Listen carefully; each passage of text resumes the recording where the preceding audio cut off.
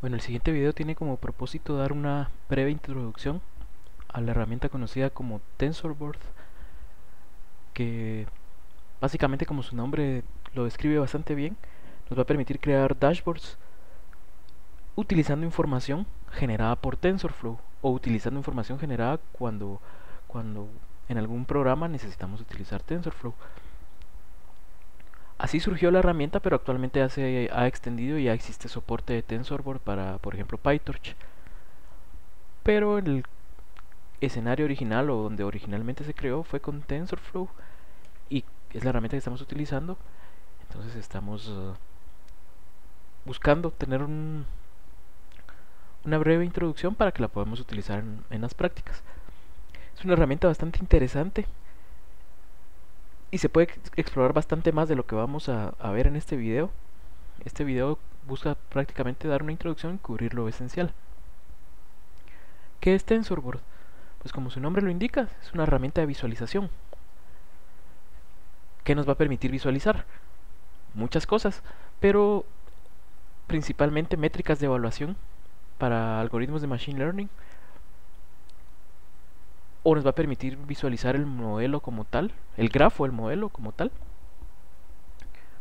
entre otra información adicional. Y después hay algunos otros elementos que son interesantes, pero que hoy nos vamos a enfocar en esos primeros dos. Por ejemplo, se puede ver histogramas de cómo van cambiando los parámetros entrenables en el tiempo. Bueno, no de cómo van cambiando en el tiempo, sino de la frecuencia y distribución de estos parámetros conforme su valor va cambiando en el tiempo. Se puede hacer una proyección de embeddings, donde los embeddings ya sabemos un poco qué son, pero por ejemplo embeddings de palabras. Y se puede utilizar también para desplegar imágenes, texto o audio. Concretamente con imágenes esto es bastante útil cuando se hace visión por computadora, porque podemos desplegar no solo las imágenes que entran al modelo, sino las imágenes filtradas, que son resultados que el modelo va generando internamente. Entre muchas cosas más, esta es la página oficial. Hay bastante información acá, algunos videos muy buenos. De hecho, creo que les voy a compartir uno donde uno de de las personas que trabajan en TensorBoard explica bastante bien su propósito, para qué lo usa, qué nos puede ayudar a resolver, y algunos detalles que son bastante buenos y bastante relevantes. Dicha esa pequeña introducción, pues veamos de una vez qué es TensorBoard. TensorBoard se ve así. Esto es prácticamente TensorBoard corriendo en vivo en mi computadora, y aunque de momento todavía no voy a hablar a fondo de qué es esto que estamos viendo, pues quiero que tengamos un breve overview de todo lo que está pasando acá. Básicamente TensorBoard tiene varias categorías y varias pestañas. Por el momento, para este video y para la próxima práctica que vamos a estar trabajando, nos interesan las primeras dos, llamadas escalares y grafos, que tienen relación completamente directa con lo que hemos estado viendo en la clase. Pero hay algunas cosas más, por ejemplo las distribuciones que mencioné de los parámetros entrenables, los histogramas, que básicamente estas son dos formas de ver lo mismo, o dos perspectivas de ver lo mismo. De momento todavía no vamos a hablar de ellas, no solo de las primeras dos, pero también hay otras cosas adicionales, como mencionamos imágenes, que en este caso no estoy utilizando. Bueno, sí estoy utilizando imágenes, pero todavía no he configurado no las he configurado, o no he configurado el programa para que utilice TensorBoard. Audio y muchas cosas más. Vale la pena explorar, pero regresemos a lo que vamos a estar viendo de momento. De momento vamos a estar hablando de escalares y de grafos. La parte de escalares, pues como el nombre dice, nos va a permitir monitorear. Como ya nos pudimos dar cuenta, estos dashboards nos van a ayudar a monitorear nuestros programas o a visualizar de manera general. En el caso de monitorear, nos va a ayudar a monitorear ciertos escalares de interés de nuestros programas. Por ejemplo, el primero que vamos a trabajar es el MSE, el Mean Square Error, la función de error o de costo cuando estamos haciendo regresión.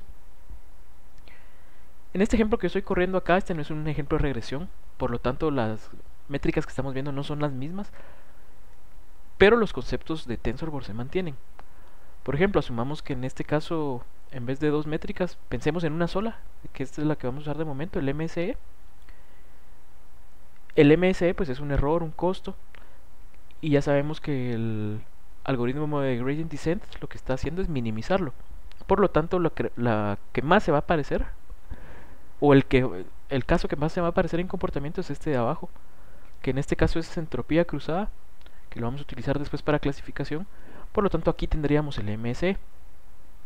Ignoremos de momento el título de entropía cruzada y pensemos que es el MSE lo que estamos viendo acá.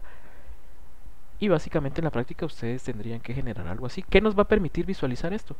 Bueno, esto es bastante interesante porque nos permite hacer zoom en las imágenes en ciertas porciones, por ejemplo, como lo que estoy haciendo acá.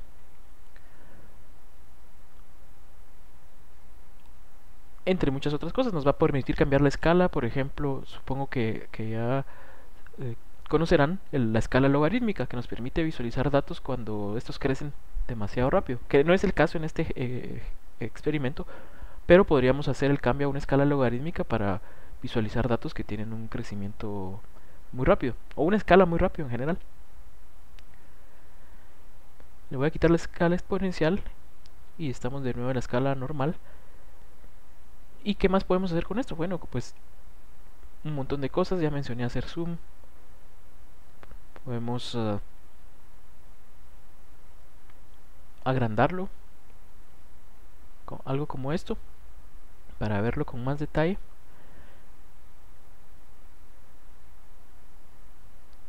Y entre otras cosas básicas, ¿qué estamos visualizando acá? Pues yo ahora estoy corriendo unos experimentos de un proyecto en el que estoy trabajando. Es decir, esto lo estamos viendo en vivo y esa es una de las ventajas de TensorBoard, que se actualiza en vivo cada cierto tiempo. Si esperamos unos segundos nos vamos a dar cuenta que estas gráficas se van a actualizar. Creo que está por cada 30 segundos. Sí, está cada 30 segundos, lo cual significa que esto que estamos viendo se está generando en vivo a través de cierto experimento en el cual yo estoy corriendo un algoritmo, que es pues esto que tengo acá. Esto no es relevante de momento. Lo que nos importa es continuar con TensorBoard. Entonces, de momento pensemos que nos va a ayudar a monitorear y a visualizar curvas de entrenamiento o curvas de aprendizaje. Esto que estamos viendo acá, pensemos de momento que son las curvas de entrenamiento en las que estamos interesados. La de arriba es simplemente una métrica de evaluación que mientras más alta mejor, y la de abajo es la función de costo que estamos minimizando. Esto se está actualizando en vivo, como ya mencioné. ¿Qué más podemos hacer acá? Bueno, estos datos acá, los que estamos viendo, ya están suavizados. Recordemos del curso anterior que vimos suavizado de curvas a través de medias móviles. Esto es exactamente lo que está pasando acá, y acá tenemos un nivel de suavizado, donde si nos damos cuenta podemos ir cambiando, y mientras más alto lo ponemos, siempre que sea menos de 1, mientras más alto lo ponemos vamos a tener curvas como estas, donde estas básicamente son la tendencia a través de tener una curva suavizada bajo las técnicas que vimos en el curso anterior. Pero los datos reales son mucho más ruidosos, y de hecho se llega al punto en el que según la escala que se está utilizando no se entienden. Entonces esta es la parte de suavizado. A mí no me gusta normalmente ponerla entre 0.85 y 0.95. La de 0.95 describe bastante bien la tendencia. Luego tenemos otro selector, y es la forma en que vamos a ver el eje horizontal. ¿Qué tenemos acá? Tenemos tres opciones: por número de paso, relativo, y por wall le llaman acá ellos, que este básicamente es por reloj. Por número de paso vimos recientemente que estábamos utilizando iterativamente gradient descent, y cada iteración es lo que aquí está llamado como un paso. Eso significa entonces que de momento en este experimento, por ejemplo acá, van 400 iteraciones.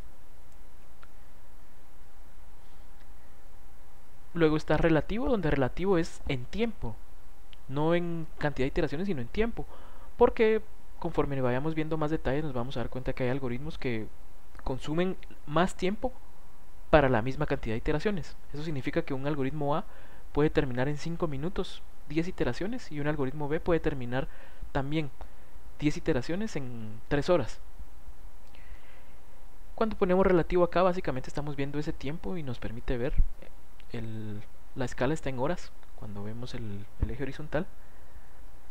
Y entonces eso nos va a ayudar a comparar no solo los resultados a través de las métricas de evaluación, sino la duración de nuestros algoritmos. Por ejemplo, podemos tener un algoritmo que es 1% más preciso, pero eso va a significar que se necesita entrenar por 10 horas más. ¿Vale la pena entrenar por 10 horas más para obtener solo 1% de mejora? Pues es una decisión que vamos a tener que hacer y esta herramienta nos va a ayudar a hacerla. Y por último, como mencioné, Wall es reloj, donde básicamente me va dando la hora de los eventos, hora y fecha. Cada uno de estos nos puede ayudar a resolver y a responder diferentes preguntas. En general, nos va a ayudar a ver valores escalares, cómo evolucionan esos valores escalares. Por ejemplo, las medidas de evaluación como el MSE en el caso de regresión. Ahora bien, si nos damos cuenta, pues cada curva automáticamente tiene un color diferente que la herramienta asigna. Lo que está pasando acá es que yo estoy comparando varios experimentos. Pero si yo quisiera tomar uno solo, por ejemplo, no importa cuál, voy a desactivar todos y luego voy a activar solo el primero. Esta es la curva para un único experimento bajo cierta configuración específica que yo le di. Esto nos va a ayudar a comparar entre diferentes corridas. Por ejemplo, para seleccionar hiperparámetros. Actualmente en la clase el primer hiperparámetro que hemos visto es el learning rate. Entonces pensemos en que, de hecho esto es precisamente algo de lo que tengo acá, pensemos en que vamos a poder comparar el proceso de distintos experimentos que utilizan distinto learning rate. Por ejemplo, veamos estos dos.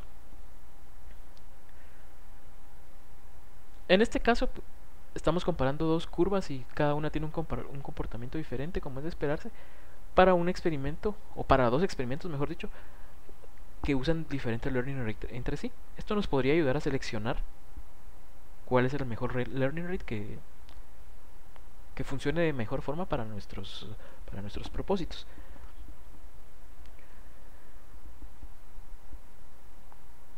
Un comentario que vale la pena hacer acá es que ya habíamos hecho en el proyecto del curso anterior curvas de este tipo con Matplotlib, donde capturábamos en cada iteración los valores que nos interesaran, por ejemplo el MSE, y los íbamos metiendo en una lista, y cuando el proceso terminaba graficábamos esa lista. Esto está totalmente bien, funciona, es muy común, lo podemos seguir haciendo, lo vamos a seguir haciendo, estoy casi seguro. Es una práctica que se utiliza bastante en cualquier ámbito y no está mal hacerlo. Esta herramienta que estamos viendo acá es solo otra opción y tiene la ventaja de que no implica tener que esperar a que termine todo el proceso para poderlo visualizar. Lo que habíamos hecho previamente pues tiene, bajo los modelos pequeños y sencillos que estamos aprendiendo y los datasets pequeños que estamos aprendiendo, funcionaba bastante bien. Esperábamos un minuto o menos y podíamos ver los resultados. Pero ¿qué pasa en experimentos un poco más grandes? Por ejemplo, este que estoy corriendo yo actualmente, ya lleva, diría yo que por lo menos una media hora ejecutándose. ¿Qué pasa entonces cuando necesitamos o queremos poder monitorear nuestros experimentos sin tener que esperar horas o incluso días a que terminen? Esa es una de las ventajas que TensorBoard nos da. ¿Podríamos hacerlo con Matplotlib y las herramientas tradicionales? Sí, también podríamos hacerlo, pero necesitaríamos hacer un proceso un poco más complejo de multihilos en Python y tener un hilo ejecutando el entrenamiento y otro hilo capturando los resultados para graficarlos. Se vuelve un poco tedioso en el sentido de que hay que hacer bastante programación que nada tiene que ver con los experimentos, sino simplemente poder ejecutar dos procesos de Python en paralelo, uno consumiendo información que el otro genera. Con esta herramienta nos evitamos esa programación innecesaria y podemos ir viendo en vivo nuestros experimentos aun cuando se estén ejecutando sin haber terminado. Nos va a permitir compararlos también. Para lograr esta comparación solo tenemos que hacer ciertas cosas específicas para, no tanto de programación, sino de configuración, que vamos a ver. Pero con esto podemos comparar experimentos, comparar la duración de los mismos, ver, por ejemplo, en este caso yo estoy ejecutando diferentes experimentos, entonces acá podemos ver que el de la curva anaranjada terminó antes y luego de ese arrojé o inicié el de la curva roja. Y podemos ir colocando nuestro cursor del mouse e ir viendo, por ejemplo, bueno, a las 11:40 veamos cómo iba. Bueno, sí, a las 11:40 el valor de mi métrica de evaluación era de 0.68 y era la iteración 243. Y cuando eso ocurrió llevaba ejecutándose 8 minutos. O bien, si utilizamos step, pues podemos hacer comparaciones parecidas y decir, veamos, en este caso, el modelo que estoy entrenando con un learning rate de 0.01 tiene una métrica de evaluación más baja que el de 0.001 en el mismo número de iteración. Los dos están tardando casi lo mismo, podemos ver acá. De hecho es el mismo modelo, solo cambia el learning rate, por eso los dos están más o menos en 6 minutos y medio. Pero no en todos los casos va a ser así y esta herramienta nos va a permitir compararlo. Podemos ir viendo acá y decir, esta parte se me hace sospechosa. Ampliemos un poco, veamos qué está pasando. Entre muchas cosas más. Eso es TensorBoard para escalares. Y bueno, estoy omitiendo algunos detalles, como por ejemplo podemos descargar los datos aquí generados, ignorar anomalías. Ya todos esos elementos se les recomiendo explorar un poco más despacio, pero ya vimos al menos las ideas básicas y para qué nos va a servir. Tiene una búsqueda por expresiones regulares, lo cual es bastante útil cuando imaginemos que tenemos ya varios experimentos. Los voy a habilitar todos e imaginemos que quiero responder la pregunta, bueno, veamos, comparemos todos los experimentos en los cuales estoy usando Inception V3. ¿Qué es Inception V3 y qué tiene que ver? ¿Qué es Inception V3? De momento no nos interesa mucho. Pensemos que es un algoritmo que todavía no hemos visto. Pero si yo quisiera monitorear todos los experimentos donde he usado Inception V3, simplemente puedo buscar por expresión regular. Aquí no es una expresión regular, es una búsqueda sencilla. Otro algoritmo es MobileNet, que estoy usando acá también, y puedo decir, bueno, miremos todos los en los que estoy usando MobileNet, y automáticamente se va haciendo el filtrado.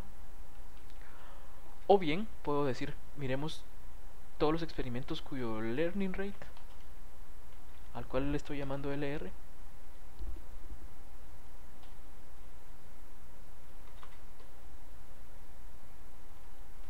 se quedó trabado mi teclado, esperemos un momentito. Bueno, lo voy a reiniciar porque mi teclado está dando problema. Veamos todos los experimentos donde el learning rate es igual a 0.1.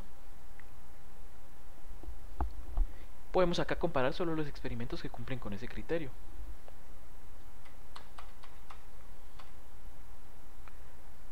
Esta es la parte de escalares, bastante útil y que se tiene que aplicar en la primera práctica para ver el MSE. El MSE, el comportamiento esperado es que disminuye en el tiempo.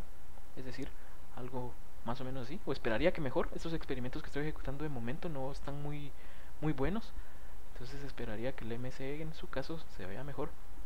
Pero la idea es que acá vamos a poder ver las curvas y comparar diferentes experimentos. En su caso van a tener que experimentar con el learning rate diferentes valores, por lo tanto acá se podrían ver las curvas.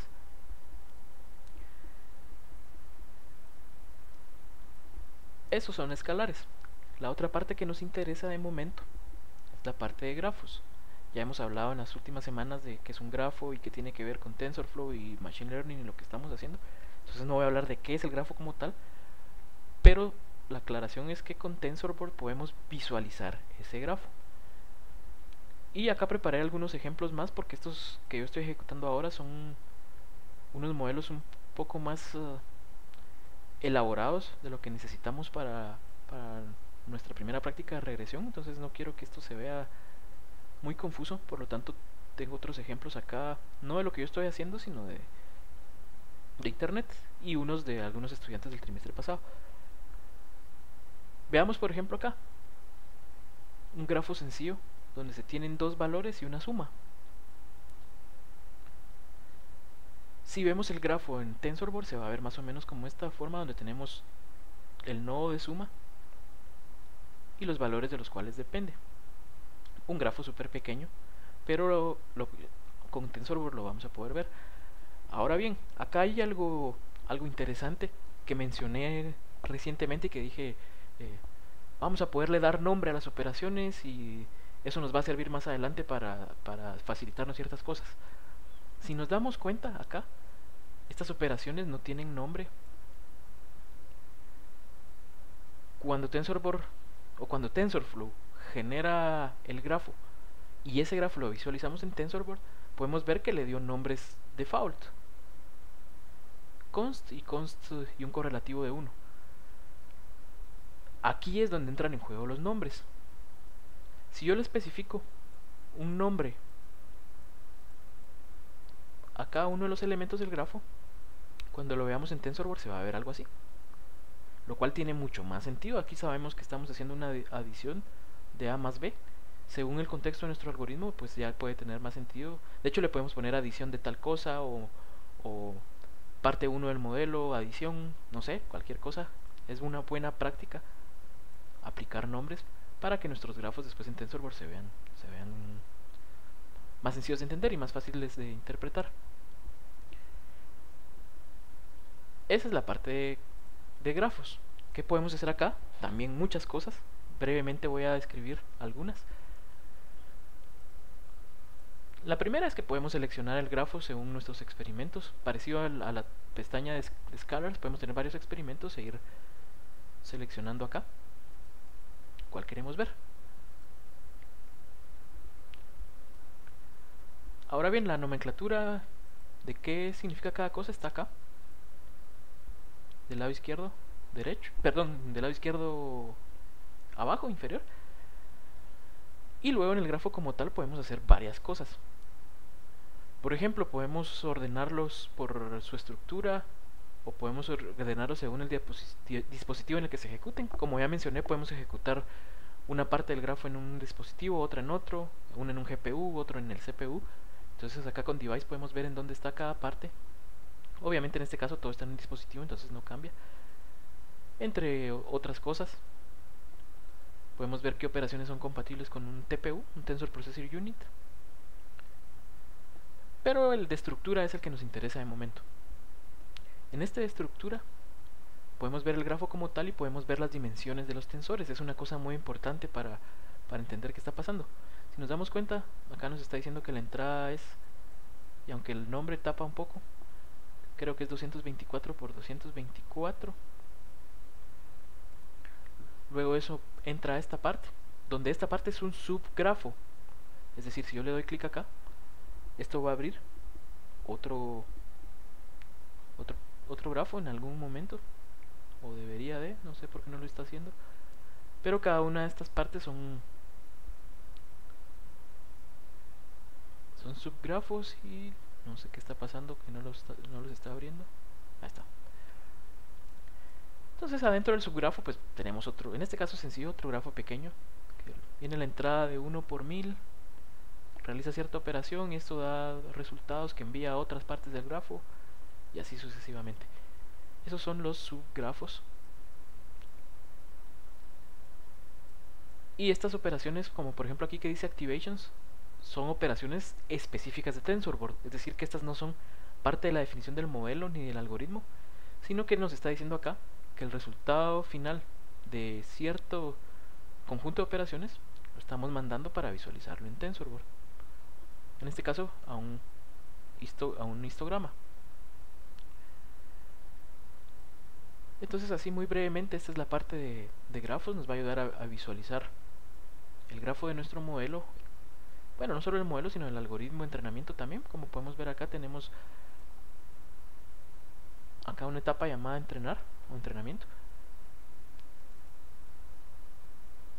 que es un subgrafo que tiene ciertas cosas: calcular gradientes, aplicar gradient descent, algunas otras que ya hemos visto las podemos ver acá.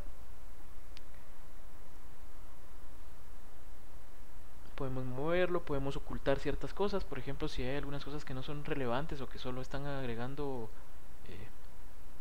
que solo están haciéndonos ruido, podemos ocultarlas. Por ejemplo, esto que hice acá. Quité cierto nodo y le dije que lo quitara al grafo principal y que lo mandara a nodos auxiliares.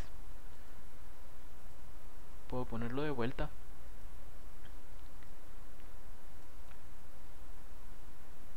Al seleccionar una operación, puedo ver más detalles de ella. De este lado, del lado derecho, donde podemos ver que, por ejemplo, esta operación cuyo nombre es resultado final, es una operación tipo softmax. Que de momento no nos preocupemos por qué significa eso. Es una función más, una función llamada softmax, a la cual nombramos resultado final y tiene algunos atributos como tipo de dato, cuáles son sus entradas, cuáles son sus salidas.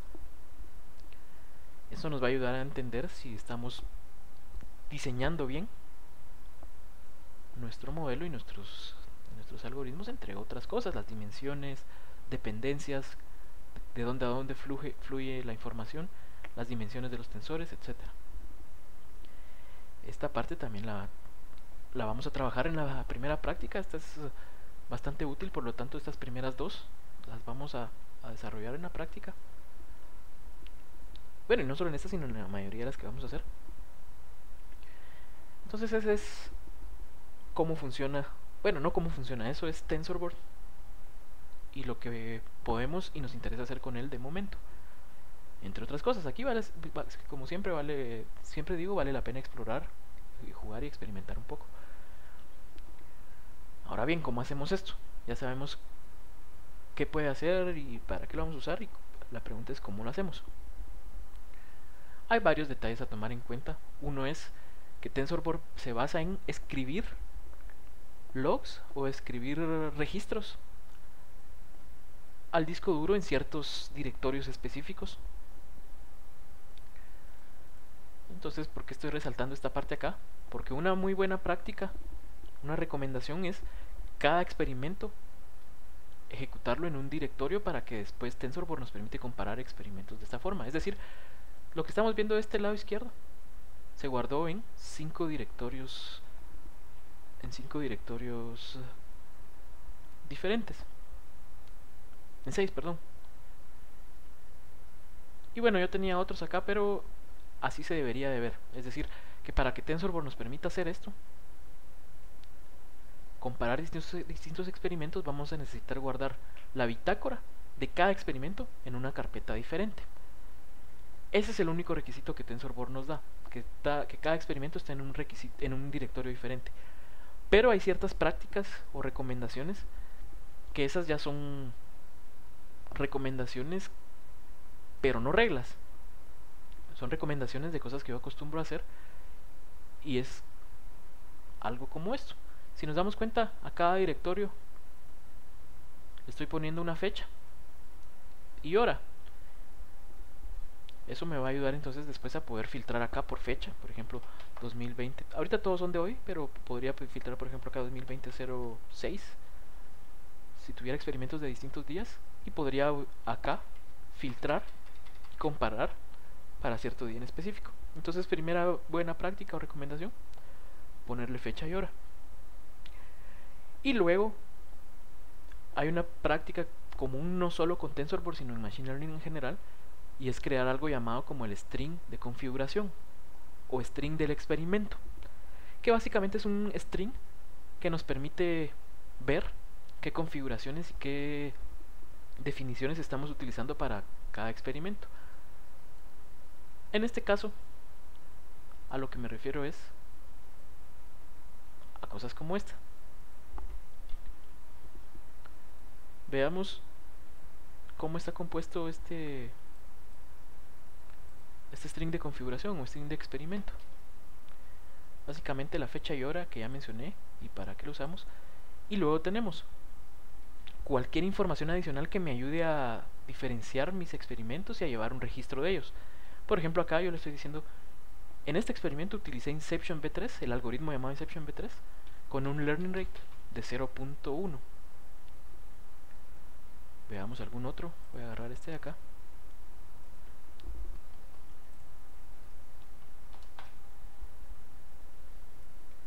En este otro experimento que ejecuté en esta fecha y hora, estoy utilizando el algoritmo de MobileNet V1 con ciertas configuraciones que ese algoritmo tiene en particular, y utilicé un learning rate de 0.01.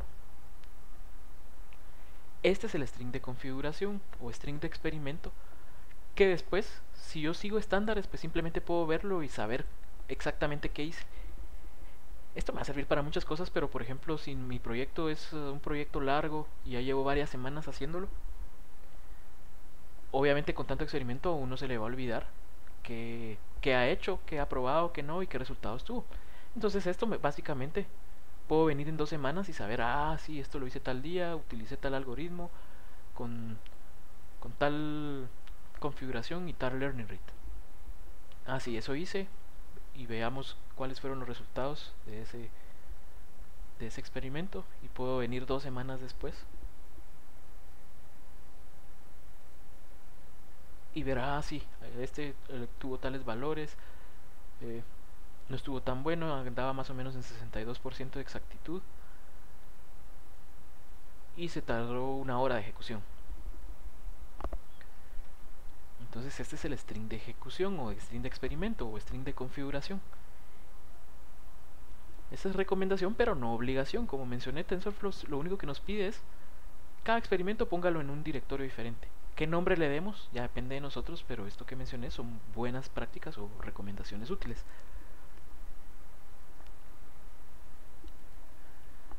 Bueno, esta es la primera parte de lo que necesitamos. Nuestro directorio de experimentos en donde vamos a guardar algo como esto. Esto lo genera TensorFlow automáticamente, es un archivo de eventos, le llaman ellos, donde se guarda la información necesaria. De hecho, dentro del directorio de experimentos podemos ver que hay 2 subdirectorios. Esto también está permitido. De momento nosotros vamos a tener uno solo de entrenamiento.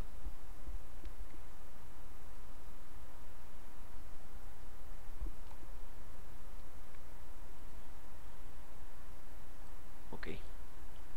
Dicho eso de los directorios, la siguiente pregunta que buscamos resolver es, bueno, ¿y cómo hacemos esto? ¿Cómo preparamos nuestros algoritmos para que hagan esto? Para eso tenemos varios ejemplos acá, tanto de los de internet como algunos ejemplos de estudiantes del año pasado. Entonces lo que ustedes van a hacer es no copiar el código de ellos, sino tomar lo que les sirva y adaptarlo a las necesidades. Veamos este primer proyecto o esta primera práctica. Básicamente acá él agregó una imagen de la representación visual de su grafo. Veamos que tiene cosas muy parecidas a las que hemos visto recientemente con regresión, pero acá él explícitamente está haciendo lo que mencioné en algún momento que en el ejemplo no hicimos, y es crear un objeto tf.graph y luego crear un manejador de contextos de Python para empezar a agregar contenido a ese grafo. Es una forma de hacerlo, si alguien lo quiere hacer así es completamente válido. Y independiente de cómo él esté definiendo el grafo, cómo él está utilizando o qué impacto tiene esto en TensorBoard. Bueno, lo primero es que, como mencioné, hay subgrafos. Básicamente los subgrafos simplemente son agrupadores. Voy a regresar al ejemplo, pero por ejemplo acá, eso significa que esta parte que estamos viendo acá, llamada MobileNet, es un subgrafo, pero lo que está haciendo es agrupar operaciones. Voy a poner una parte más sencilla. Por ejemplo, para calcular la exactitud del modelo, está haciendo 2 operaciones.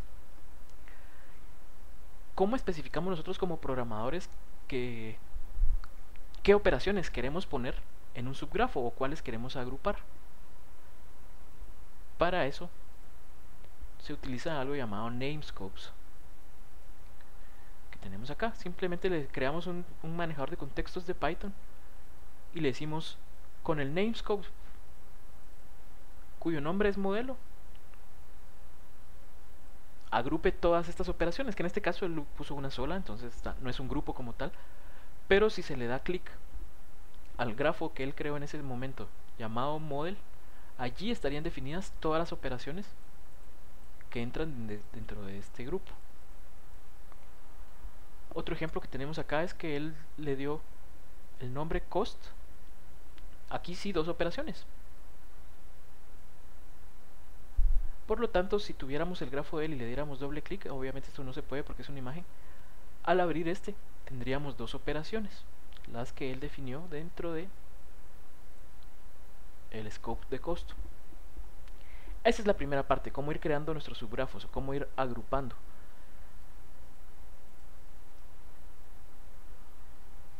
Y acá pues ya mencioné el ejemplo de cómo crear el grafo explícitamente. Esos son los namescopes para agrupar o para crear ámbitos o grupos. ¿Qué otra cosa está utilizando él acá? Lo que mencionamos, darle nombre a las operaciones. Eso significa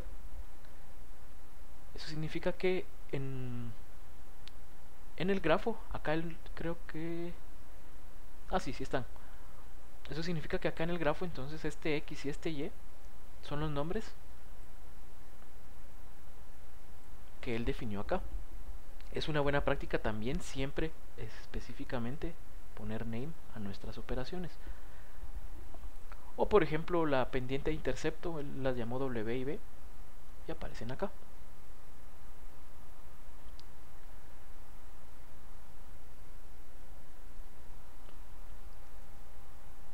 Ahora bien,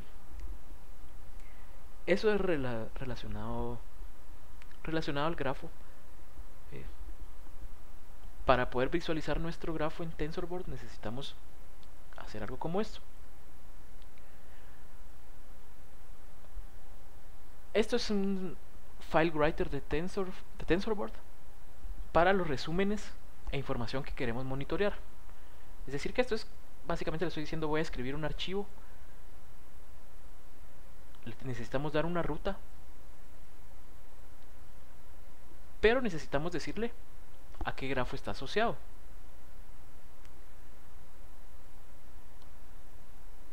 ¿Qué está pasando acá? Acá el grafo se definió explícitamente, es decir, él pudo haber utilizado acá G en vez de esta sentencia y es el mismo grafo. Pero si no se utiliza G, o mejor dicho, si no se utiliza explícitamente la creación del grafo y se utiliza algo como lo que hemos estado haciendo nosotros en la clase, necesitamos alguna forma de obtener qué grafo vamos a utilizar. Lo podemos obtener a partir de la sesión. Cada sesión tiene un grafo asociado, entonces le decimos, mire, de la sesión obtenga el grafo y cree un escritor que va a guardar la información asociada a ese grafo en este directorio. Este directorio es lo que mencionamos hace un momento de los directorios de experimentos.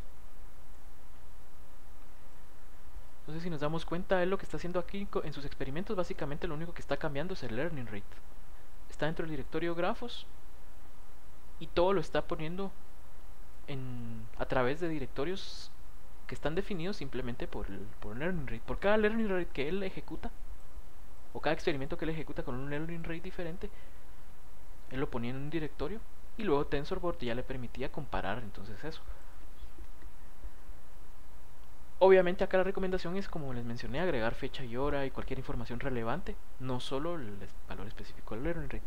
Pero esta es la forma en la que logramos el comportamiento deseado de especificar los directorios para nuestros experimentos. Si hacemos eso, vamos a tener entonces habilitada la pestaña de grafos, esta que tenemos acá.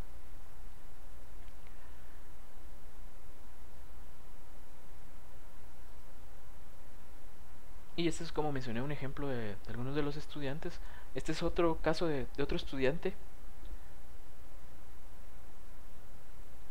que básicamente, esta es otra forma de hacerlo, donde lo que él hace es crear una función para entrenar los modelos Y acá adentro tiene definido el grafo, es decir, que se crea un grafo nuevo con cada llamada a la función, por lo tanto hay que resetearlo. Pero luego tenemos conceptos parecidos de lo mencionado en TensorBoard, es decir, tenemos acá el writer y le especificamos el grafo que queremos agregar a TensorBoard. En su caso se ve así.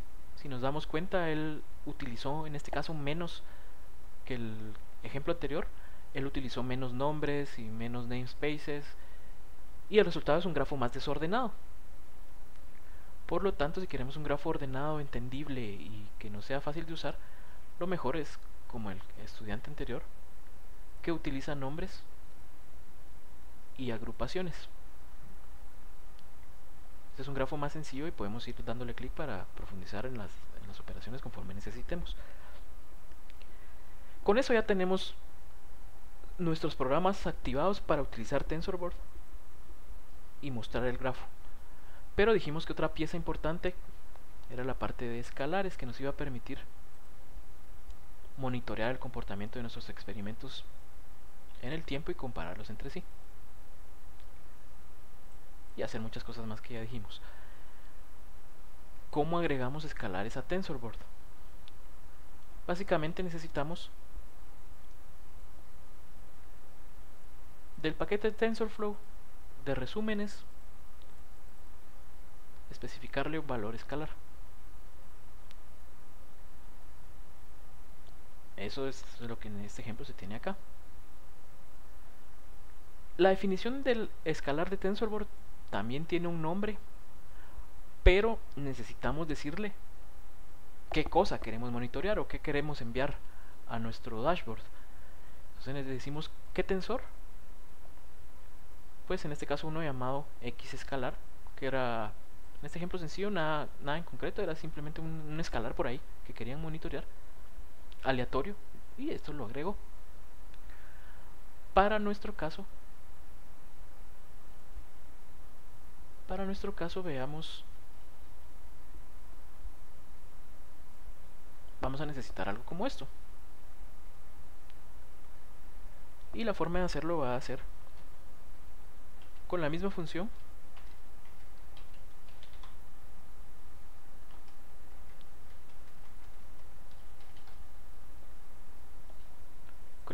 que ya mencioné,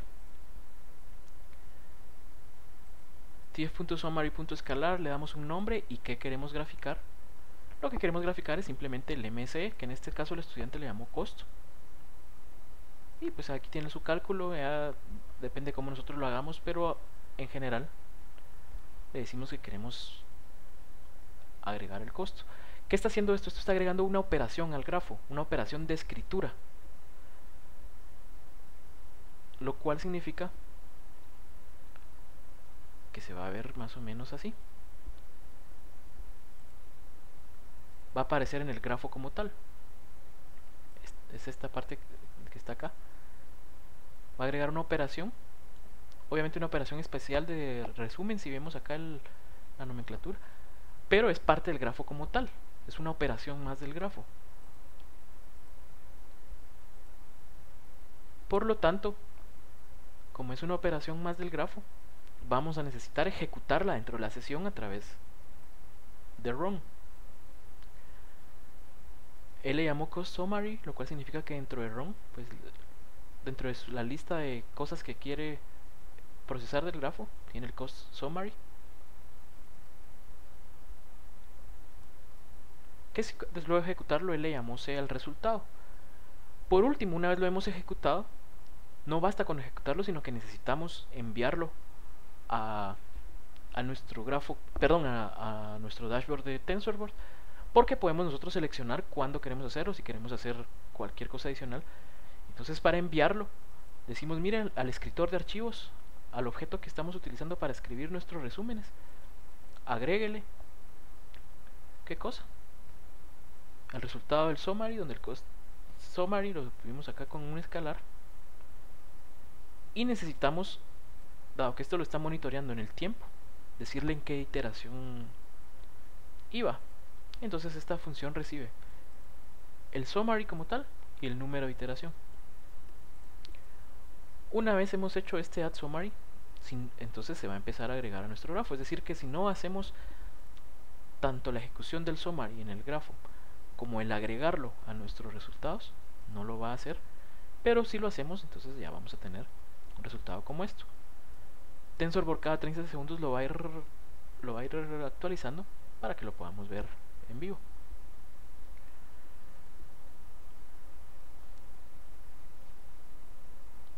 Y entonces en nuestro resultado esperado es que se debería ver algo así, debería de ir bajando en el tiempo. Debería de ir disminuyendo. Obviamente la tendencia puede variar según ciertas cosas como el learning rate, pero la tendencia en general esperamos que sea de disminución dado que estamos minimizando el error.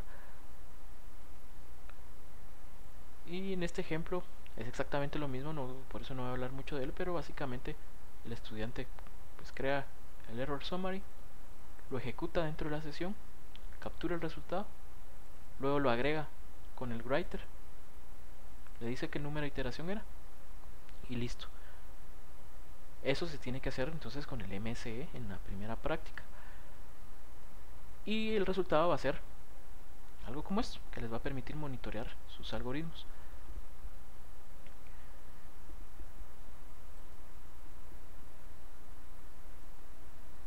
Con eso tenemos suficiente para resolver la primera práctica y muchas más para poder empezar a adentrarnos en TensorBoard y sacarle ventaja y conocer sus beneficios. ¿Dónde se está ejecutando TensorBoard? Eso ya depende de muchos factores. En este caso yo lo estoy ejecutando de manera local en mi computadora, como podemos ver acá. TensorBoard ya viene instalado con TensorFlow. Es decir, viene instalado dentro del paquete y necesitamos inicializarlo. Es decir, que por default no está corriendo. ¿Cómo lo vamos a hacer? Hay varias formas. La original, la más común y la única estándar, soportada por la gente que crea TensorFlow, es esta. Simplemente nos vamos a nuestra línea de comandos y le decimos que queremos ejecutar TensorBoard y necesitamos especificarle un puerto y el directorio en donde estamos almacenando nuestro historial o nuestros logs. Este directorio tiene que hacer match con lo que vimos acá. Es decir, que nosotros en el file writer vamos a especificar una ruta del directorio padre en donde luego están todos los subdirectorios de experimentos. Este directorio padre es el que tenemos que especificar cuando ejecutemos TensorBoard, no los directorios hijos de experimentos, sino que el directorio padre en donde tenemos todos. Por ejemplo, veamos en mi caso yo tengo un directorio llamado Training Summaries y ahí es donde estoy. Ahí es desde donde estoy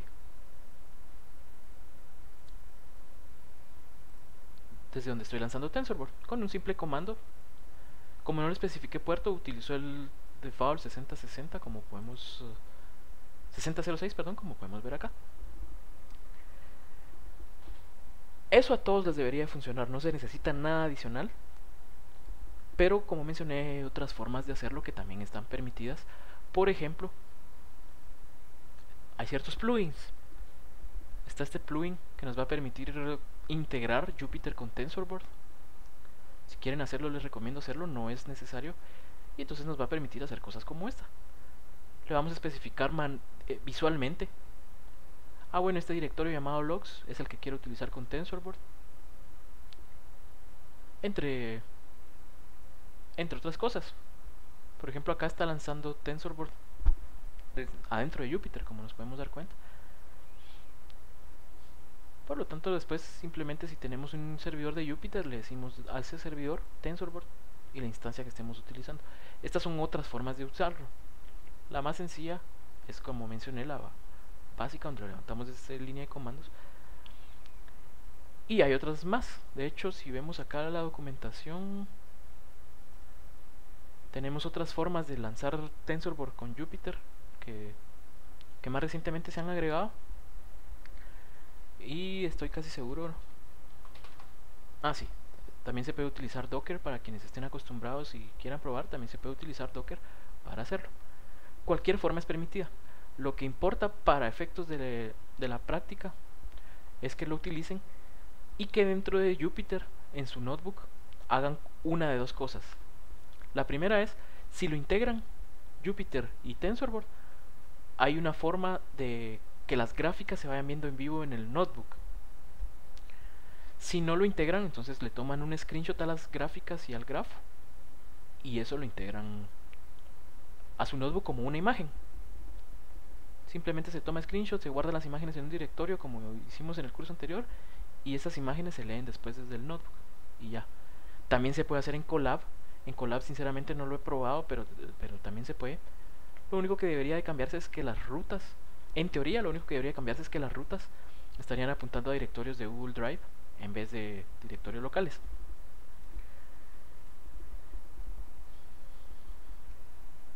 Entonces con eso terminamos. Duró un poco más de lo que creí, pero creo que con eso les dejo una idea general y suficiente para que puedan empezar a utilizar esto. Entonces muchas gracias y éxitos en su práctica.